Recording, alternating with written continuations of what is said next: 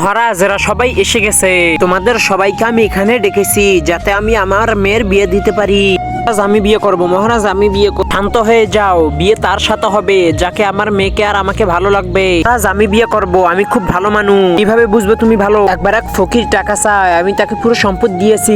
কত ভালো মানুষ। কেউ যদি আমার মেয়েকে চায়, ওকেও দিয়ে দেবে। হ্যাঁ, আমি দিয়ে দিব। যাও এখান থেকে। এবার নেক্সট, পরের জন বলো। মহারাজ, আমি আপনার মেয়েকে অনেক সুখে রাখবো। সেটা কিভাবে? মহারাজ, আমার 10 জন স্ত্রী আছে, আপনি তাদেরকে জিজ্ঞেস করুন। যা, ভাগ এখান থেকে।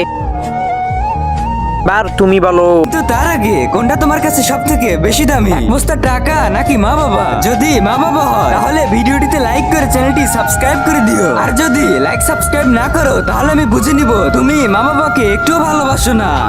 মহারাজ, আমার একটা পারিবারিক ব্যবসা আছে। আমি বসে বসে অনেক টাকা উপার্জন করি। আমি আপনার মেয়েকে অনেক সুখে রাখবো। বাহ, কত ভালো মানুষ। যাও মেয়ে, এর সঙ্গে বিয়ে করে নাও। আচ্ছা, ঠিক আছে।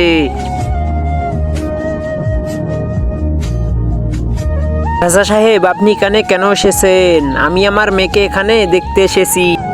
আরে ভিক্ষা দিয়ে যাও। আরে 5টা 10টা টাকা ভিক্ষা দিয়ে যাও। আরে ভিক্ষা দিয়ে যাও।